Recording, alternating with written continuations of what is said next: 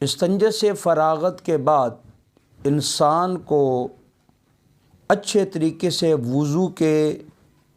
تمام ارکان، فرائض، سنن اور آداب کا خیال رکھنا چاہیے۔ تو جو آدمی اس طرح وضو کرتا ہے، یعنی کہ اس کے آداب کا، فرائض کا، سنن کا خیال رکھتا ہے، اللہ تبارک و تعالی اس کے تمام صغیرہ گناہ معاف فرما دیتا ہے۔ ترمذی شریف کی حدیث پاک ہے، حضور نبی کریم رؤوف رحیم صلی اللہ تعالی علیہ وآلہ وسلم نے ارشاد فرمایا، بندہ مومن جب وضو کرتا ہے، اپنا چہرہ دھوتا ہے، تو پانی کے قطروں کے ساتھ اس کی تمام خطائیں معاف ہو جاتی ہیں جو اس نے آنکھوں سے دیکھی ہوتی ہیں۔ جب وہ ہاتھ دھوتا ہے تو پانی کے آخری قطرے کے ساتھ اس کے وہ تمام گناہ دھل جاتے ہیں جو اس نے ہاتھ سے کیے ہوتے ہیں، حتیٰ کہ وضو کے مکمل کرنے کے بعد وہ گناہوں سے پاک صاف ہو جاتا ہے۔ وضو کے فوائد بیان کرتے ہوئے حضرت ابو ہریرہ رضی اللہ تعالی عنہ آپ فرماتے ہیں، نبی کریم صلی اللہ تعالی علیہ وآلہ وسلم کا ارشاد گرامی ہے، میرے کریم آقا نے فرمایا، میری امت قیامت کے روز اس حال میں بلائی جائے گی کہ ان کے چہرے، ہاتھ،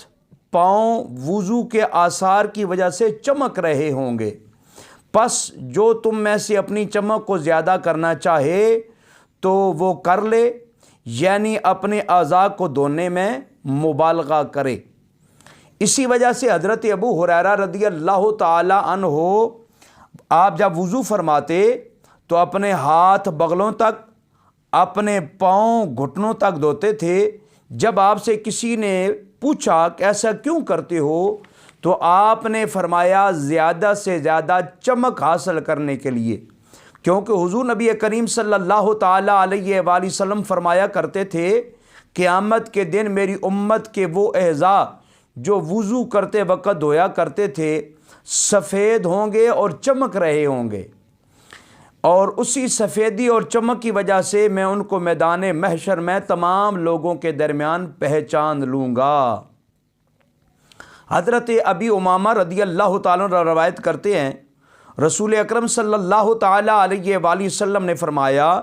جب کوئی مسلمان وضو کرتا ہے تو اس کے کان، آنکھ، ہاتھ اور پاؤں کے گناہ دھل جاتے ہیں۔ جب وہ بیٹھتا ہے تو اس کے گناہوں سے بخشش ہو چکی ہوتی ہے۔ حضرت ابو سعید خدری رضی اللہ تعالیٰ عنہ فرماتے ہیں، رسول اکرم صلی اللہ تعالی علیہ وآلہ وسلم نے فرمایا، کیا میں تمہاری ایسے کام کی طرف رہنمائی نہ کروں جس کی وجہ سے اللہ تعالیٰ گناہوں کو معاف فرماتا ہے،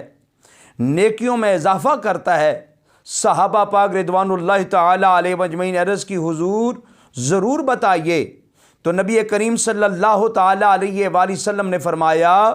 تکلیف دہ حالات میں مکمل وضو کرنا اور مسجد کی طرف زیادہ قدم چل کر آنا، یہ دو کام ایسے ہیں جس کی وجہ سے اللہ تعالیٰ گناہ معاف فرماتا ہے اور نیکیوں میں اضافہ فرماتا ہے۔ ایک تکلیف دہ حالات میں وضو کرنا اور دوسرا مسجد کی طرف زیادہ قدم چل کر آنا۔ ترمذی شریف میں ہے، حضور نبی کریم صلی اللہ تعالی علیہ وآلہ وسلم نے فرمایا، جو وضو کرے اور اچھی طرح وضو کرے، پھر وہ اشہد اللہ الہ الا اللہ وحدہ لا شریک لہ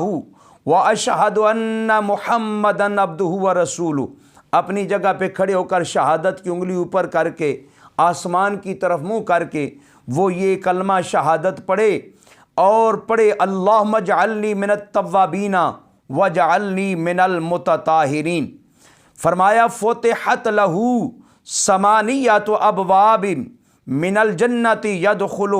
من ایہما یشاء۔ حضور نبی کریم صلی اللہ تعالی علیہ وسلم نے فرمایا، جو وضو کرے، اچھی طرح وضو کرے، پھر پڑھے اشہد اللہ الہ الا اللہ، پھر وہ دعا پڑھے، اس کے لیے جنت کے 8 دروازے کھول دیے جاتے ہیں، جس سے چاہے جنت میں داخل ہو جائے۔